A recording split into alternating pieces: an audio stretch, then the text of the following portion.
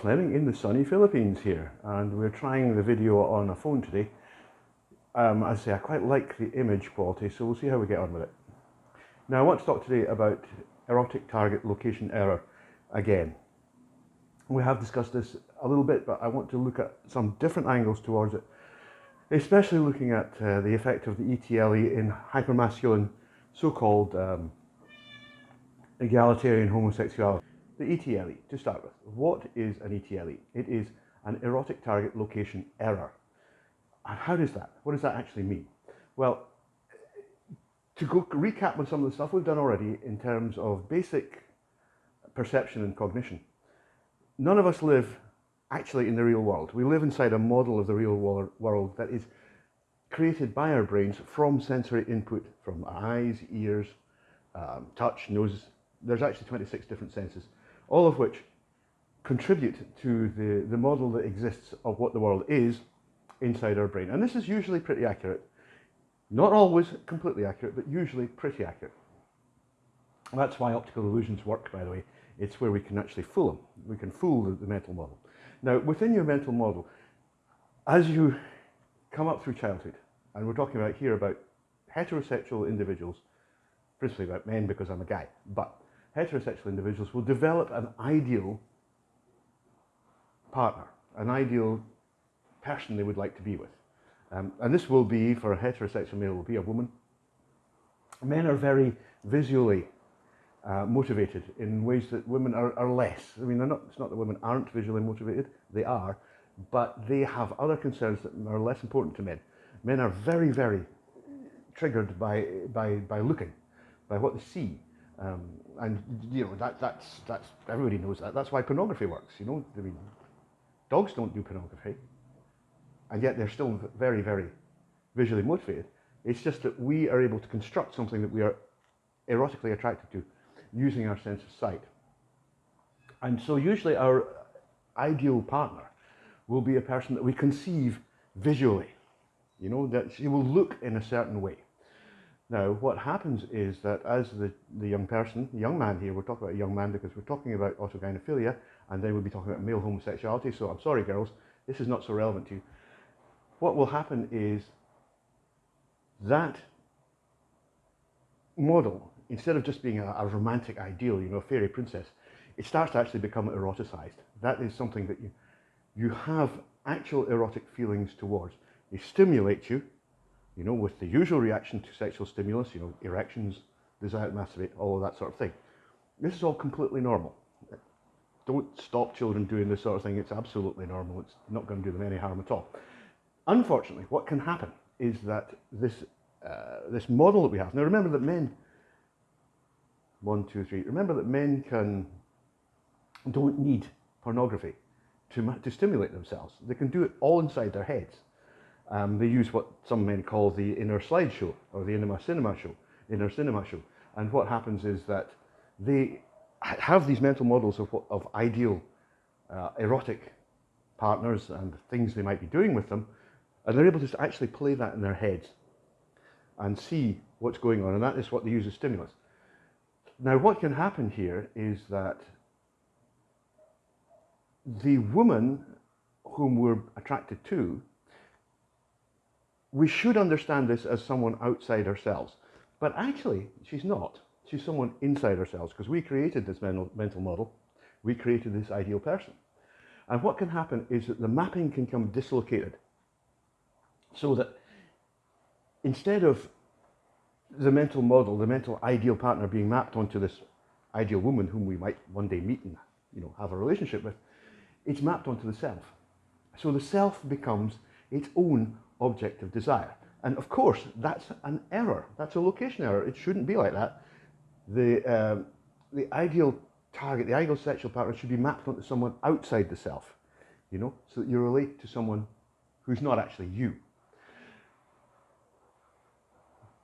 In the case of an ETLE like this, in a male, the normal result is, or the one that's best known, is autogynephilia, which is a man's propensity to be sexually aroused at the thought or image of himself as a woman. And what happens here is you've got a heterosexual man, he's turned on by conventionally attractive women, but instead of the conventionally attractive woman he's attracted to being outside himself, you know, his potential future partner or wife, someone like that, it's actually him. And what happens is that he then has a cognitive dissonance to deal with, because maybe when he's lying in his bed at night in the dark, it doesn't really matter. But if he sees himself while he's erotically stimulated by this mental model, which remember is himself, he's not going to see a woman. You know, if he looks in the mirror, he's not going to see a woman. He's going to see a guy. And bang, that's huge train wreck of cognitive dissonance. And that is the essential core of autogynephilia. And all autogynephiles exhibit something like this. You know, I've often come across individuals who say things like, you know, this whole thing started when I started to try to imagine what sex would be like for the woman I was imagining having sex with. And so what happens then, you've just given your imaginary sexual target feelings, self-awareness, consciousness, and she's a person inside your own head now, second personality. And that second personality will do her absolute damnedest to become the controlling one. And if she succeeds in doing that, well, you have some problems to deal with. That, by the way, I was asked this last week.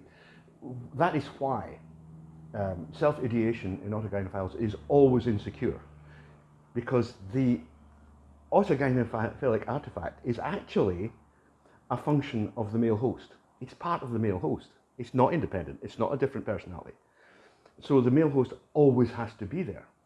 So what happens is that you get this conflict between which one is actually in control, the male host or the autogynephilic artifact. And this is all dependent on affirmation. If the autogynephilic artifact is getting enough affirmation as a woman, then she might be able to hold on. If she doesn't, if she slips, then bang, you've got a real big problem, because the guy is going to go, wait a minute, what about me here? You know, that's why they don't like being misgendered.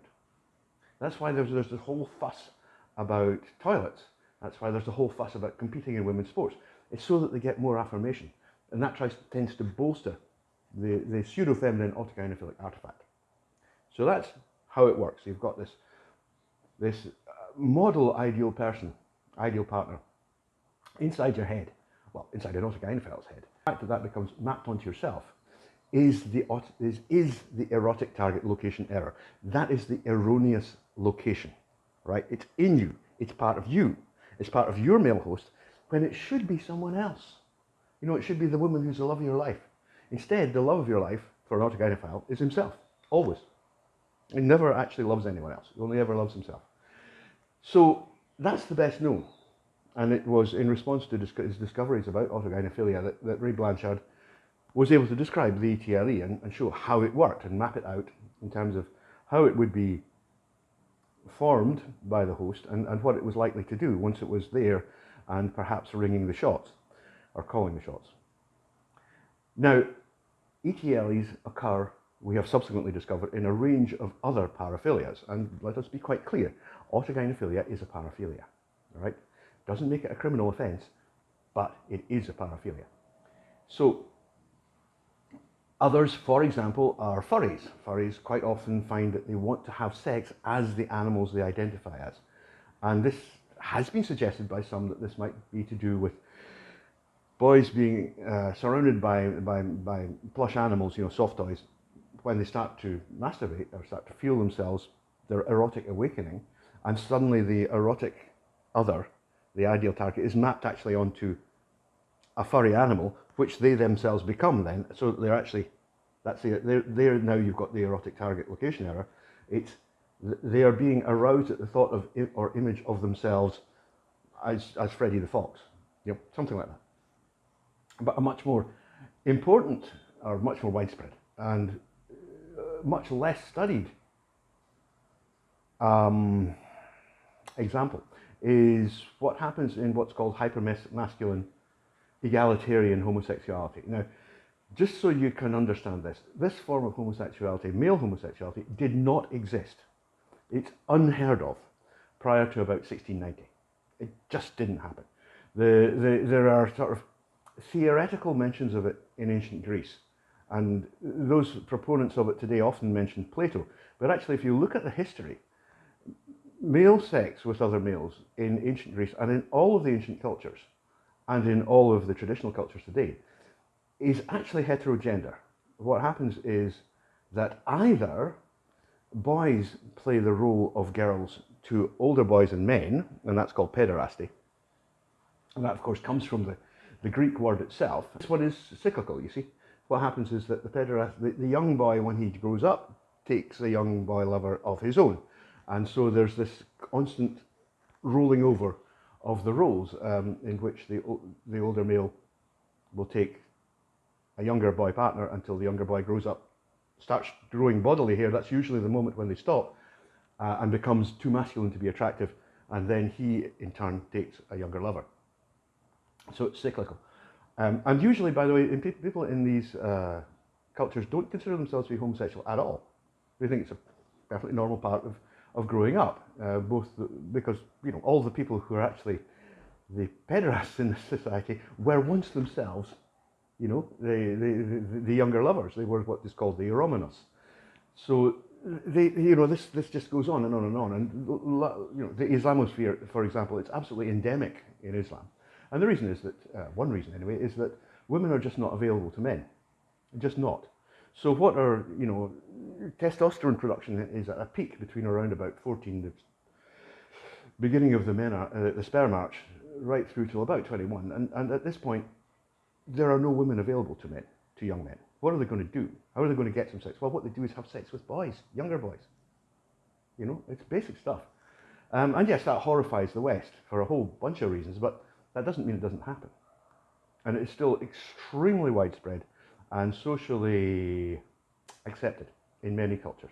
So that's that form. Then the other form, of course, is what we've come to know as transgender homosexuality, in which one party becomes a woman in every sense and remains a woman all of her life.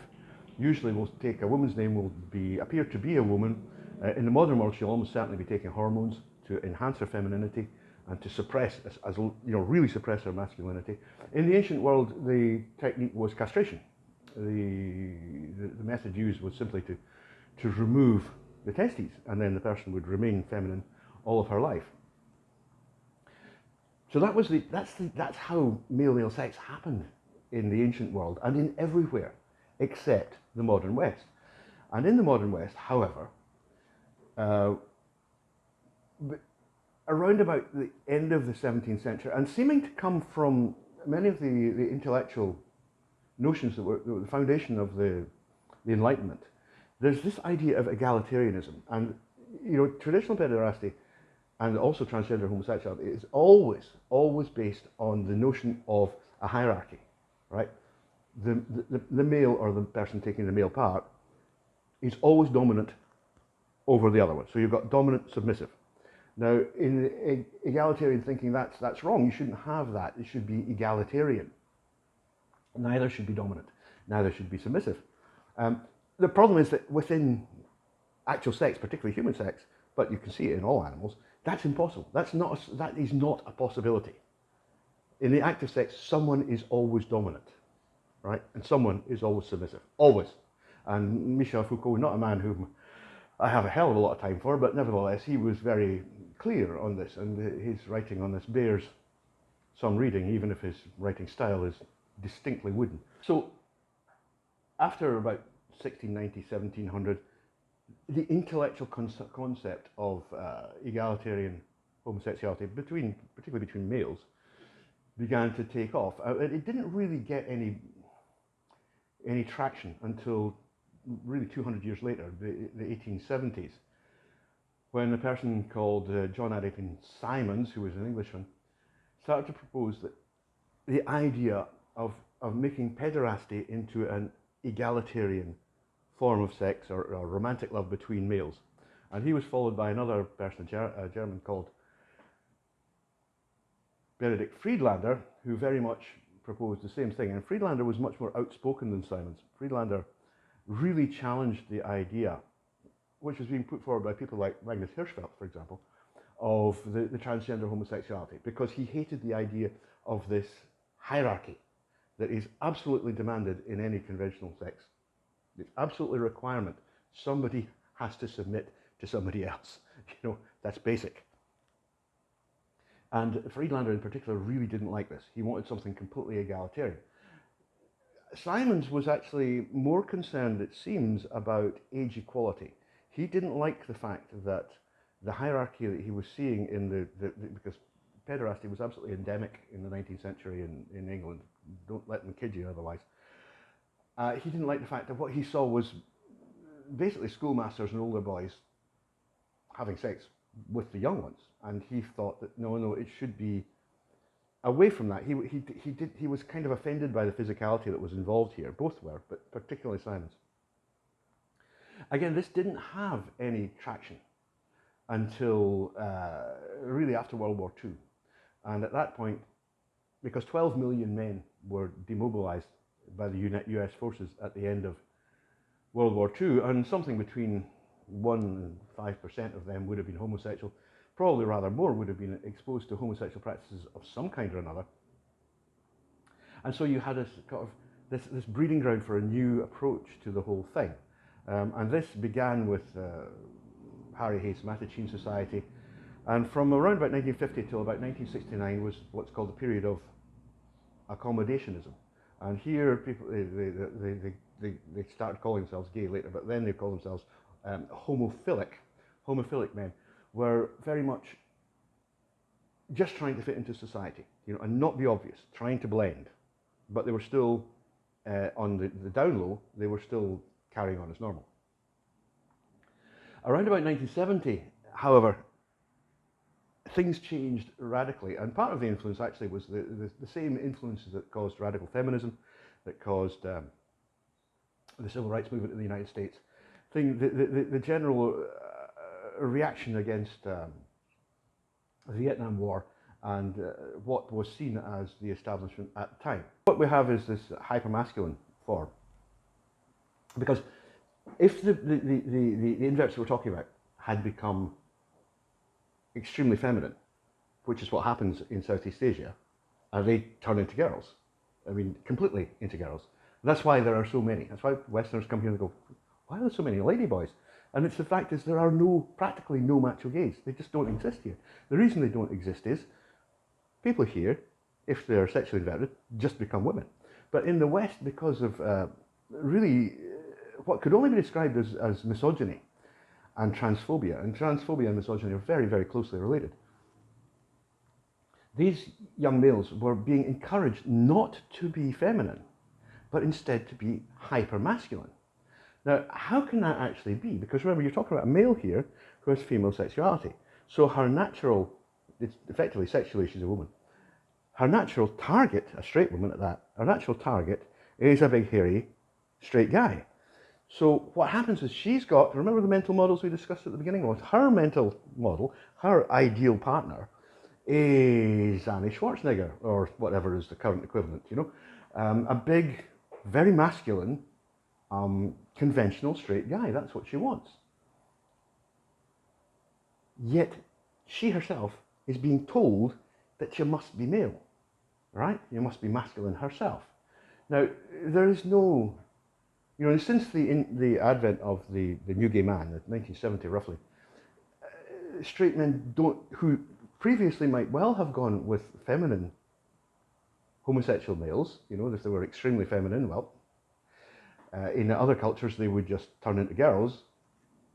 And there's certainly plenty of evidence from people like Quentin Crisp and many others that that's what happened, that most of their partners were actually straight men. They didn't go with gay men. But because of the destruction of the New Gay Man, it was all, oh, you have to be gay with gay. Right?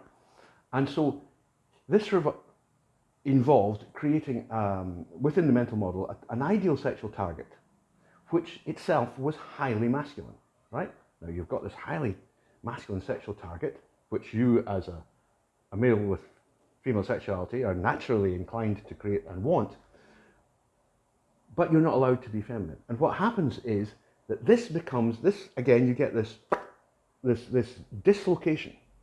And so the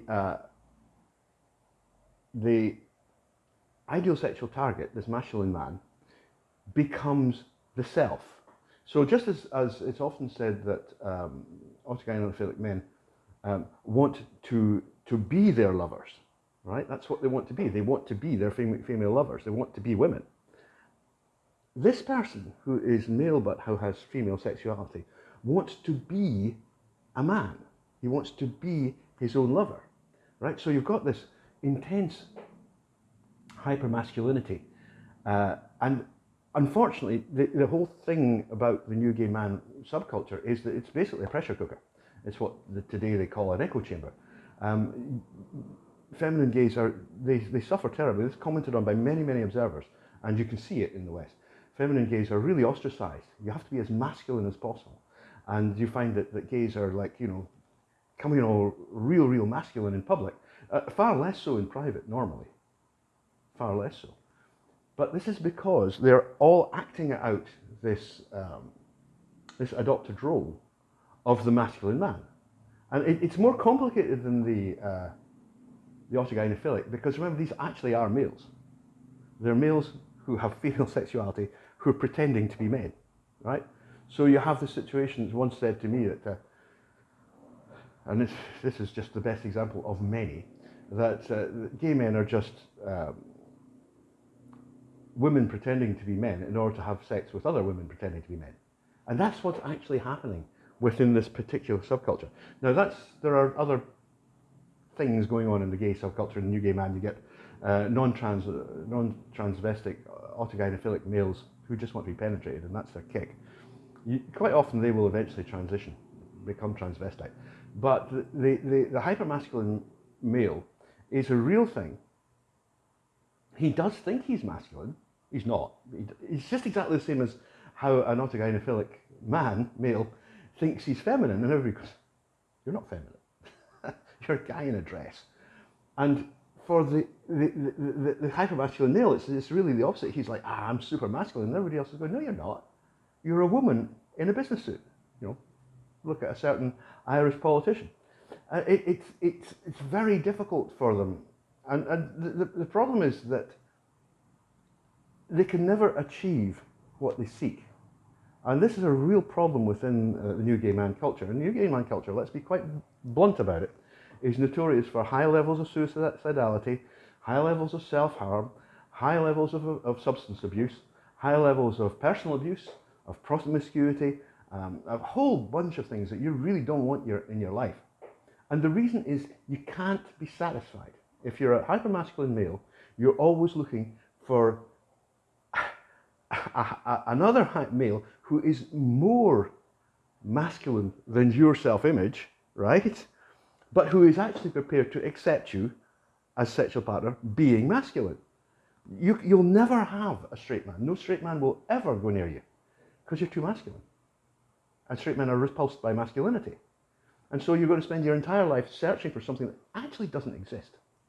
The only successful relationships inside the gay cults is where the two parties actually just adopt their femininity. And they may well only do this in private, but they become, basically, it becomes a lesbian relationship.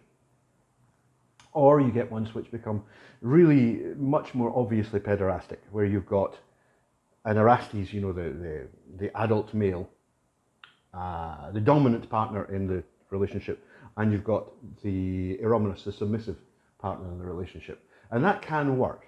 That will work until the eromonous becomes so masculine that he starts to trigger the revulsion response in the dominant party. And it's like, that really can't go on anymore. And what actually sometimes happens in cases like that is that such profound bonds of friendship have been established between the parties that they quietly let the sex drop, and they become basically analo-erotic. They don't have sex anymore. They're just extremely good friends, which is fine. I'm not arguing with that. But for a very great number of so-called gay men, those within the Western new gay man cult anyway, they will never achieve that level of satisfaction or personal well-being and happiness. They simply can't do it. One of the things to say is that autogynephilia is what happens when a man reinvents himself as a woman to be his own lover. Well, in this case, this is autoandrophilia. This is where a man who has sexual inversion reinvents himself as a man in order to have sex with himself, right? So that's autoandrophilia. And what's happening here is that these autoandrophilic men, just as autogynephilic men will never be satisfied with the women they're with, and they'll never be satisfied in having sex with them. You know, there's loads and loads and loads of narratives discussing how difficult it is for autogynephilic men to actually have sex. You know, they have to do all sorts of mental maneuvers to actually achieve release, because they're doing something that's completely alien to them. You know, what they'd rather be doing is sitting on their tods, playing with themselves. And the new gay man in this autoandrophilic hypermasculine form, you get something very, very similar, where you can't ever actually meet someone who's more masculine than your ideal lover, which is yourself, whom you have made as masculine as possible, remember, because actual masculine men don't want anything to do with you.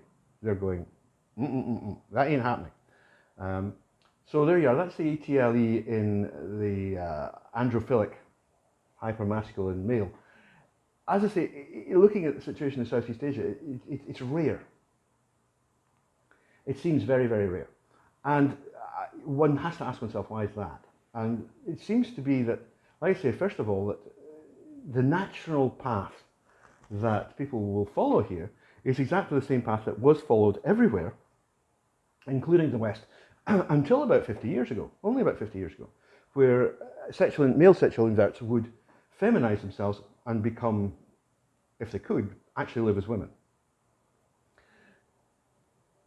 The new gay man, the macho Western gay, did appear here for a while. I mean, there are historical records of this happening. It did appear here for a while in the 1990s. But by 2000, it seems to have almost completely disappeared. And now, I mean, they're like hen's teeth. It's real hard to find them. There are a few clubs, gyms in Manila. There are a couple of hotspots like Puerto Galera on Mindoro, where there still are quite a few. But generally speaking, if you walk around the streets, you will see, I don't know how many sexual inverts, male sexual inverts. There's loads and loads of them, and they'll all be feminized. All of them. There's been none of them doing this false masculine thing. They just hardly exist. It does make you ask, or does make me ask, just how long-lived this Western thing is going to be. It seems very much that it has to do with the rejection of hierarchy that